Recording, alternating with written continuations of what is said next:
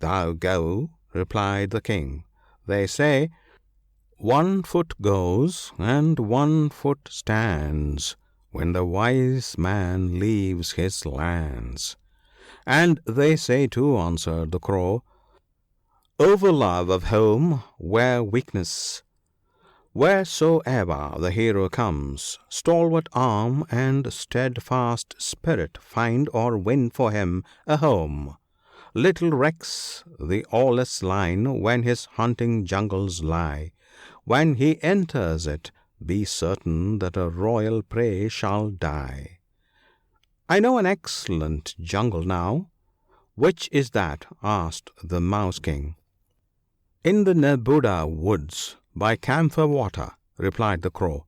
"There is an old and valued friend of mine lives there. Tortoise his name is, a very virtuous tortoise. He will regale me with fish and good things." "Why should I stay behind?" said Golden Skin. "If thou goest, take me also." Accordingly the two set forth together, enjoying charming converse upon the road. Slow toes perceived Light o' Leap a long way off, and hastened to do him the guest rites, extending them to the Mouse upon Light o' Leap's introduction. "Good, Slow toes," said he, "this is Golden Skin, King of the Mice. Pay all honor to him, he is burdened with virtues, a very jewel mine of kindness. I don't know if the Prince of all the Serpents, with his 2,000 tongues, could rightly repeat them." So speaking, he told the story of Speckled Neck. Thereupon Slow toes made a profound obeisance to Golden Skin, and said, "How came your Majesty, may I ask, to retire to an unfrequented forest?" "I will tell you," said the king. "You must know that in the town of Champak there is a college for the devotees.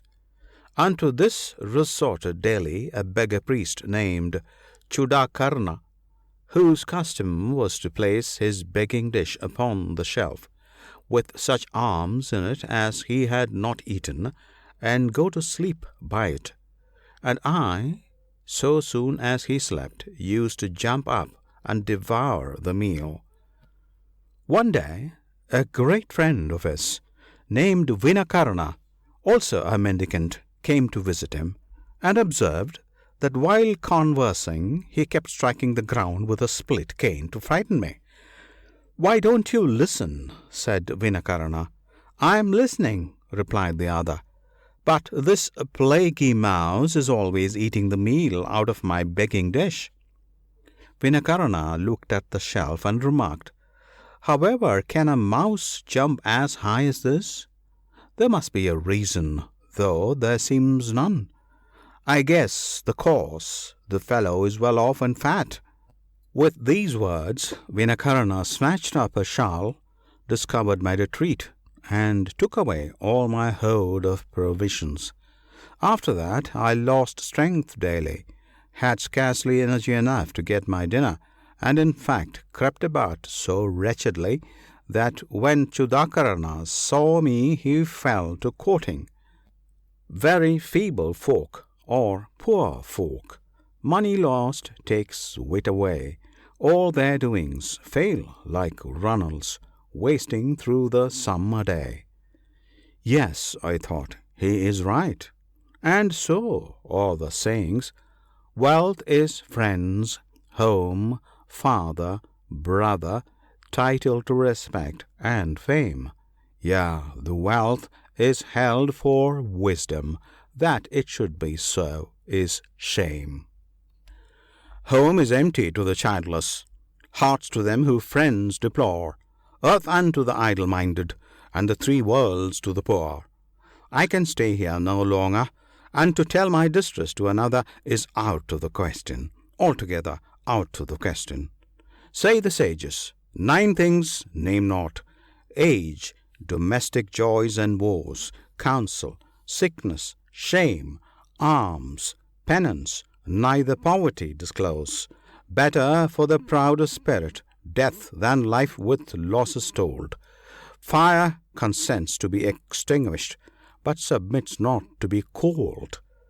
Verily he was wise, methought also, who wrote, as age doth banish beauty, as moonlight dies in gloom, as slavery's menial duty is honor's certain tomb, as Hari's name and Hara's spoken charms in a way, so poverty can surely 100 virtues slay. And as to sustaining myself on another man's bread, that I mused, would be but a second door of death. Say not the books the same?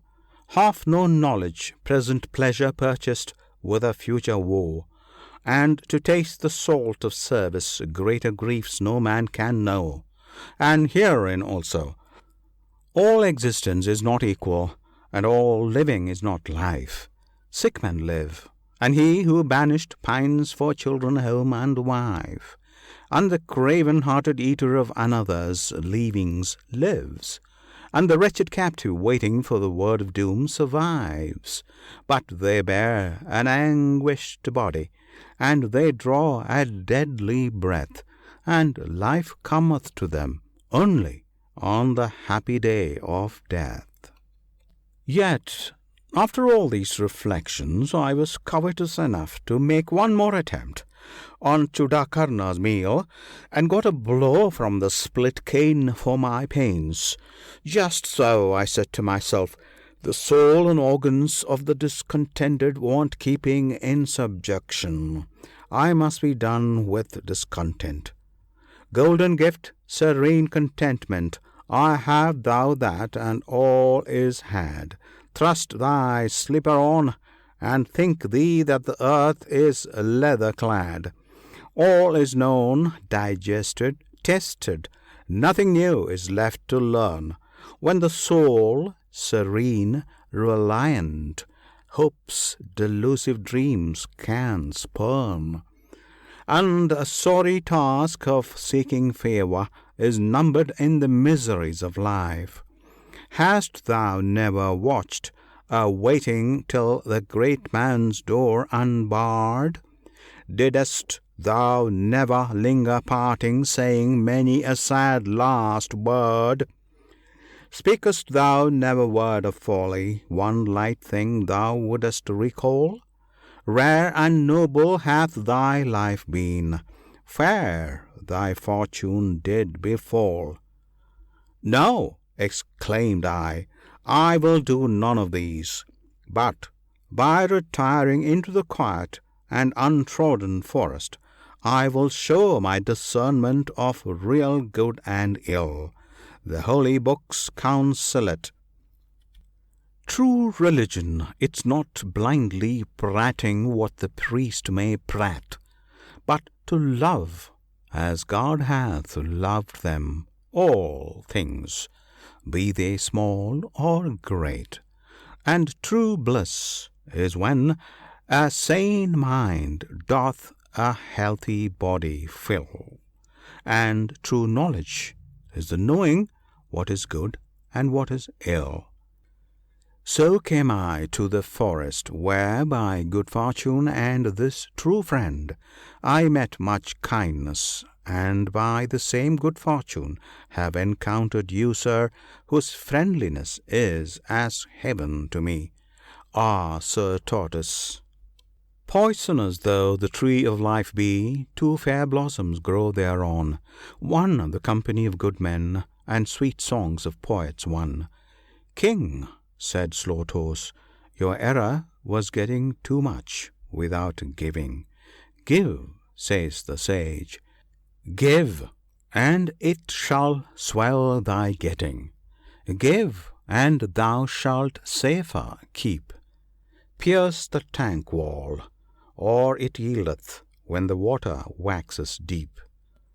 And he is very hard upon money grubbing, as thus: when the miser hides his treasure in the earth, he doeth well, for he opens up a passage that his soul may sink to hell. And thus he whose coins are kept for counting, not to barter nor to give, breathe he like a blacksmith's bellows, yet in truth he doth not live. It hath been well written indeed, gifts bestowed with words of kindness, making giving doubly dear. Wisdom deep, complete, benignant, of all arrogancy clear. Valor, never yet forgetful of sweet mercies, pleading prayer, wealth, and scorn of wealth to spend it. Oh, but these be virtues rare. Frugal one may be, continued Tortoise, but not a niggard like the jackal. The jackal knave that starved his spirit so, and died of saving by a broken bow.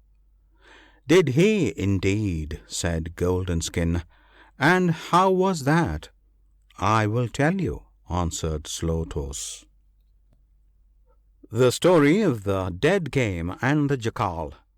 In a town called Well to Dwell, there lived a mighty hunter, whose name was Grimface.